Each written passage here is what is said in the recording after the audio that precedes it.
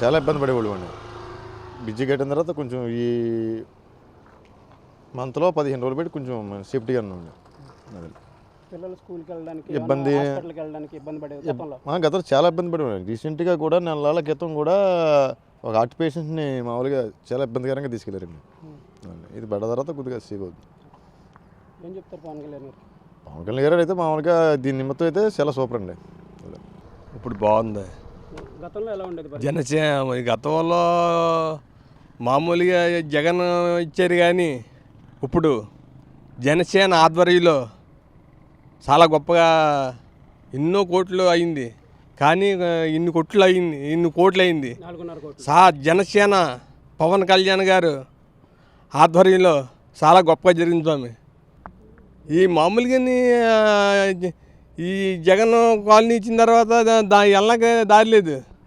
మామూలుగా నాన్న సంకల చూసింది అంటే తాడిపత్రి వెళ్ళి రావాల్సి వచ్చింది. నాన్న సంకలు మా బంధువులు అందరికి వెళ్ళడానికి చాలా ఇబ్బందిగా ఉండేది. అటువంటిది మహానుభావుడు పవన్ కళ్యాణ్ ఆధ్వర్యంలో జనసేన ఆధ్వర్యంలో చాలా గొప్పగా ఏర్పాటు చేశారండి. జై జనసేన. కాలనీ ఇచ్చారండి గత ప్రభుత్వంలో జగన్ కాలనీ ఇచ్చారు కానీ మాకు రోడ్లు కానీ లైట్లు కానీ పిల్లల స్కూల్కి వెళ్ళడం కానీ కాలేజీకి వెళ్ళడం కానీ వాటర్ తెచ్చుకోవడం కానీ నీరు వచ్చేసిందండి. వచ్చిన నాయకులు కానీ అక్కడ ఎమ్మెల్యేలు కానీ వచ్చి చూసి వాళ్ళు కూడా లేరండి.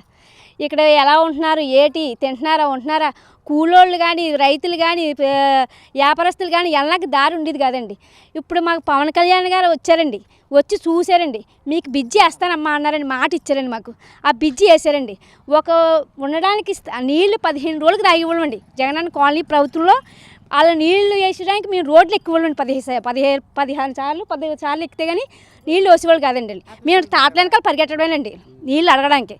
అలాగే పవన్ కళ్యాణ్ వచ్చి అతను నీళ్లు లేవండి అన్న చెప్పడానికి మీకు 3 నిమిషాలు వస్తాయమ్మా అన్నారండి.